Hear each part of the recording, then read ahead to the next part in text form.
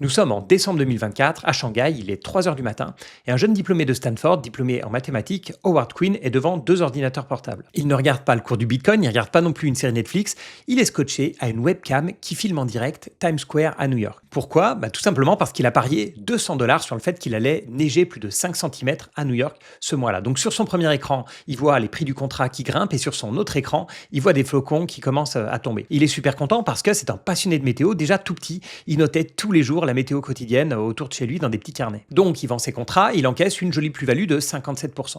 Alors cette anecdote, je l'ai lue dans un article de Bloomberg il y a quelques jours qui parle justement de cet étudiant, mais aussi de tous ceux qui parient sur la température de Londres, sur la possibilité d'avoir une pluie, une averse prochaine à Paris, ou bien sur l'arrivée du prochain ouragan.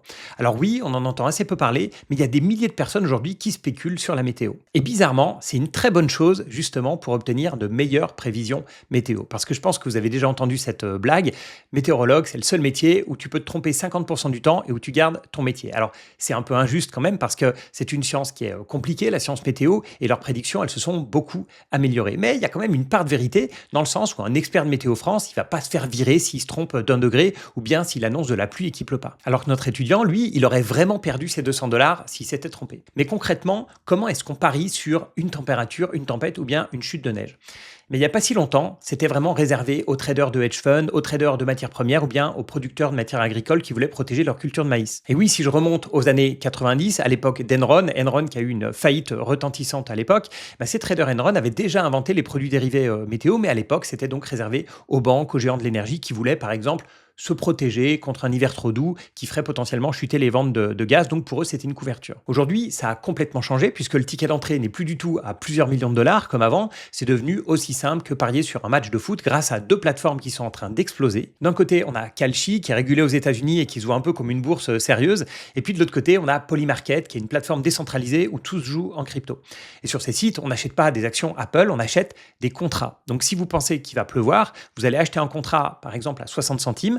Et s'il pleut, votre contrat vaudra 1 $, et s'il fait beau, il vaudra 0. Donc si le contrat s'échange à 60 centimes, c'est que le marché estime qu'il y a à peu près 60% de chances que l'événement se produise. Et ça commence à brasser de grosses sommes, puisque rien qu'en janvier dernier, le volume de transactions sur une seule tempête de neige a dépassé les 6 millions de dollars sur Kalshi. Alors, est-ce que les parieurs sont bons? Il y a une étude qui est sortie récemment, début 2026, qui a comparé les prédictions du gouvernement américain, donc le National Weather Service, l'équivalent de Météo France si vous voulez, avec les prix sur les marchés de prédiction. Le marché est environ 25% plus précis, mais mieux que ça, dans les 6 heures qui précèdent un événement, il est même 55% plus précis, ce qui est quand même extrêmement fort. Et c'est assez fou de se dire qu'on a des parieurs en pyjama dans leur chambre qui arrivent à battre des super calculateurs qui coûtent des milliards de dollars. Mais l'explication est finalement assez simple, c'est que les parieurs, ils sont beaucoup plus incités à donner la bonne réponse. Ils sont ce qu'on appelle skin in the game, ils jouent leur peau un petit peu puisqu'ils jouent leur propre argent. Si je prends maintenant un expert météo, donc un expert météo type Météo France, etc., lui, il utilise des modèles physiques et puis c'est son boulot. Donc le matin, il arrive, il fait son petit café, il fait tourner ses modèles et si le modèle lui dit 60% de pluie, il va dire il y a 60% de chances qu'il pleuve.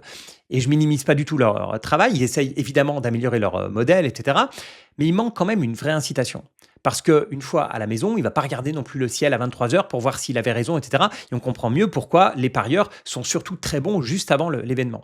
Alors que l'étudiant qui a parié ses 200 $, qu'il a mis du temps à économiser, il a parié ses 200 $ sur une chute de neige, ou bien en hedge fund qui va parier lui plusieurs millions, l'incitation n'a rien à voir. Ils vont eux aussi utiliser des modèles météorologiques, bien sûr, mais ils vont rajouter tout ce qui peut faire la différence. Donc, ils vont regarder des webcams, ils vont regarder des messages sur les réseaux sociaux, ils vont peut-être appeler des amis qui habitent dans le coin, ils vont regarder des capteurs dans des jardins de particuliers et même parfois le comportement des oiseaux. Et puis, ce qui est intéressant, c'est que dans le lot des parieurs, on a des entreprises qui sont spécialisées. On a par exemple Windbound Systems. C'est une boîte qui va lancer des ballons météo sophistiqués pour récolter des données de météo. Elle va utiliser l'IA pour faire des prévisions météo, prévisions qu'elle va ensuite vendre à des assureurs, à des traders, etc. Et le PDG de cette boîte, il incite ses employés à parier sur ces plateformes de prédiction. Pour lui, c'est le meilleur moyen d'avoir un retour fiable sur la précision de leur modèle.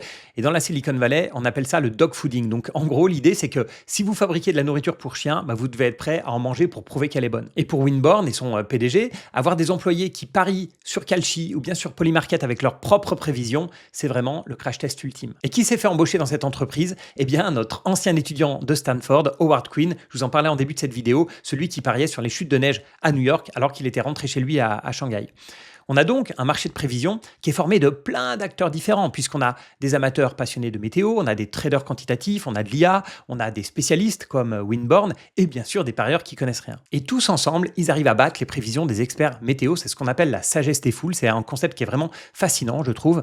La première expérience, elle a eu lieu en 1906 avec le statisticien Francis Galton qui voulait lui prouver exactement l'inverse, c'est-à-dire que les experts sont plus fiables que la foule. Et Galton va dans un marché au bétail pour essayer de prouver sa théorie et il demande aux gens qui se baladent là de deviner le poids d'un bœuf pour gagner une récompense. Donc Galton va noter tous les paris, des centaines de paris.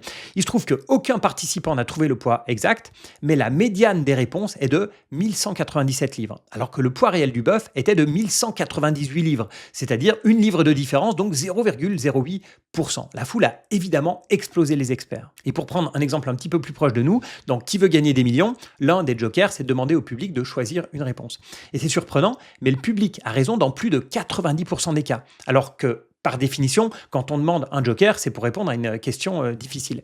Et si je prends l'appel à un ami, où on est censé avoir plusieurs amis experts dans différents domaines, la bonne réponse est de 65%. Alors avant d'aller plus loin, je voulais parler 2 minutes de Saxo Bank. Vous le savez, Saxo soutient ma chaîne et surtout c'est ma plateforme préférée pour gérer mes portefeuilles au quotidien. Ce que je recherche, c'est finalement assez simple, c'est déjà de pouvoir investir partout. Avec Saxo, on parle quand même de 23 000 actions, de 7 000 ETF et de plus de 5 000 obligations. Autre critère important pour moi, avoir des frais qui sont bas, qui sont lisibles et qui sont cohérents, que ce soit en Europe, aux États-Unis ou en Asie. Et justement, côté frais, si vous ouvrez ou transférez un compte titre, un PEA ou bien un compte société, vous pouvez bénéficier de 500 € de frais de courtage offerts pendant les 3 premiers mois si vous cliquez sur le lien qui est en description de cette vidéo ou de ce podcast. Allez, on reprend. Donc, on commence à voir que effectivement, la sagesse des foules, c'est une vérité et que les foules ont tendance à mieux répondre que les experts. Mais attention, il faut 3 conditions pour que la sagesse des foules existe.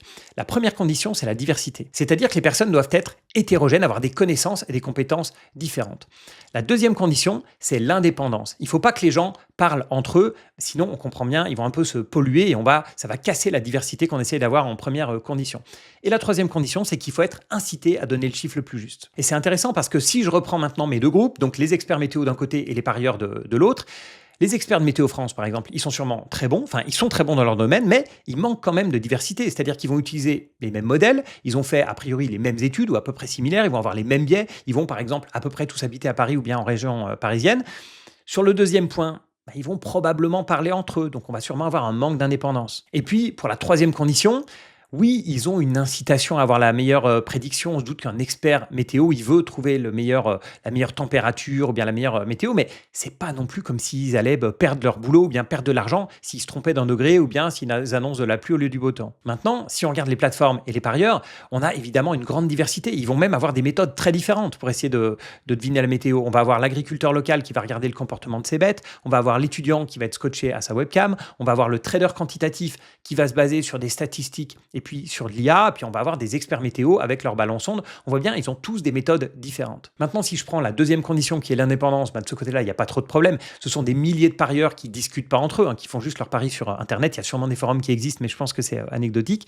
Et puis, le troisième point qui est l'incitation, ça c'est vraiment le top, puisqu'ils sont incités financièrement à donner la bonne réponse et ils perdent de l'argent concrètement s'ils se trompent. Maintenant qu'on a compris que ces plateformes de paris permettent de mieux prévoir la météo que les experts météo, on va passer aux questions qui fâchent. La première, c'est le risque de sabotage. Oui, parce qu'à chaque fois qu'il y a de l'argent en jeu, il y a des gens qui sont prêts à frauder pour en gagner plus. Donc, par exemple, si quelqu'un a misé 5 millions de dollars sur le fait que la température à Central Park allait dépasser les 40 degrés, qui fait 39,8 degrés et qui reste 10 minutes avant l'échéance du pari, qu'est-ce qui vous empêche d'envoyer quelqu'un avec un briquet, un radiateur de chantier ou peu importe, juste sous le capteur de la station pour faire passer de 39,8 à 40,1 et donc gagner votre pari? Alors là, je parle d'un sabotage un peu old school. Je ne dis pas que ça n'arrive pas, mais à mon avis, c'est extrêmement rare. Mais il faut bien prendre conscience que ces paris, aujourd'hui, ils se règlent automatiquement au travers d'API, donc de flux de données. Donc, il suffit qu'un groupe de hackers, par exemple, arrive à infiltrer le serveur qui transmet les informations de la station météo. Ils changent un petit 39,8 en 40,1 hyper facilement. Et s'ils ont fait un pari de plusieurs centaines de milliers de dollars ou de plusieurs millions de dollars, ils vont gagner de l'argent. Et ça peut vous paraître une théorie complotiste, c'est un truc de fou, etc. Mais il faut savoir que c'est déjà arrivé sur d'autres marchés. fin 2025, hein, donc très récemment, sur Polymarket, il y a un pari qui était sur la capture d'une ville ukrainienne. Eh bien, ce pari a été gagné parce que quelqu'un, on ne sait pas vraiment comment, mais a modifié la carte qui servait à valider le pari, qui était une carte produite par un think tank à Washington. Elle a été modifiée juste pour que le pari soit validé. Et le temps qu'on s'en rende compte, le pari a été payé, l'argent était déjà loin. Donc on le voit, le problème de hacking, le problème de sabotage, soit physique, j'en parlais, mais soit de hacking, ça reste un vrai souci. Et puis ensuite, il y a évidemment l'aspect moral. Est-ce qu'on est vraiment à l'aise avec l'idée que quelqu'un puisse s'enrichir parce qu'un ouragan de catégorie 5 vient de raser une ville en Floride? Alors je comprends totalement que ça puisse paraître bizarre et puis cynique d'avoir ce type de produit qui existe, mais comme je vous le disais, ça existe déjà depuis des décennies pour les multinationales. Donc finalement, pourquoi ne pas en faire profiter un petit agriculteur ou bien un restaurateur de bord de mer? Parce que pour eux, parier sur un ouragan de catégorie 5 qui va frapper autour de chez eux, c'est pas espérer une catastrophe, c'est tout simplement s'assurer de ne pas faire faillite si ça arrive. Alors oui, c'est vrai, il y aura toujours des spéculateurs à l'autre bout du monde qui vont parier sur un cyclone en Louisiane juste pour gratter un profit et qui n'ont aucune notion d'assurance là-dedans. Et ça, on ne pourra jamais l'empêcher. Mais au final, l'argent de ces parieurs cyniques, ça permet au marché d'exister en amenant de la liquidité. Alors maintenant, vous pourriez me dire, oui, mais pourquoi est-ce que c'est si important de prédire la météo? Qu'est-ce que ça change d'avoir 1 degré de plus ou de moins ou bien une chute de 5 centimètres à New York? Oui, mais à moins que vous soyez enfermé dans une prison nord-coréenne depuis 20 ans, vous avez sûrement dû entendre parler d'un phénomène qu'on appelle le changement climatique. Et avec le changement climatique, il va falloir qu'on s'adapte. Et pour pouvoir s'adapter, il faut de bonnes prévisions. Parce qu'avoir des prévisions météo plus précises, ça peut permettre de barricader une ville avant une inondation. Ça peut permettre de fuir avant un ouragan. Mais ça permet aussi que les assureurs continuent à vouloir assurer. Parce qu'on le sait, il y a certaines zones qui deviennent inassurables aujourd'hui, tout simplement parce que les assureurs classiques ne savent plus comment calculer le risque. Donc il y a deux moyens de voir cette évolution des prévisions météo. Soit on trouve ça triste, on se dit ça y est, c'est le stade ultime du capitalisme, on monétise tout, etc. Même la pluie qui tombe maintenant est monétisée. Ou bien, et c'est sûrement mon côté optimiste qui parle, on se dit qu'on pourrait avoir une plateforme avec les meilleurs climatologues du monde qui s'affrontent avec de l'argent réel pour avoir de meilleures prévisions. Eh bien, ça existe, et je ne parle pas ici de Polymarket ou bien de Kalshi, je parle vraiment d'une plateforme sur laquelle les meilleurs professionnels vont pouvoir s'affronter. Le projet s'appelle le projet Crucial. L'idée, c'est, au lieu de demander à des climatologues d'écrire des rapports de 300 pages qui seront publiés dans 2 ans et peut-être pas beaucoup lus, on va leur proposer de parier sur des prévisions à court et moyen terme. L'idée, c'est que plus ils seront bons, plus ils verront leur projet de recherche financé, et puis ils sont incités à avoir les meilleures prévisions possibles, etc. Donc on retombe sur la sagesse des foules, et d'avoir comme ça cette incitation monétaire, je sais, qui va faire hurler certains, moi ça me fait toujours penser à cette fameuse main invisible d'Adam Smith. Il y en a certains d'entre vous qui l'ont étudié en cours d'économie. C'est le fait donc que l'intelligence collective de milliers de parieurs, de traders, de scientifiques qui cherchent leur propre intérêt. Attention, ils veulent gagner de l'argent, hein. C'est de l'égoïsme, hein. L'étudiant qui met ses $200 pour parier sur de la neige, il fait ça pour avoir ses 57% de profit.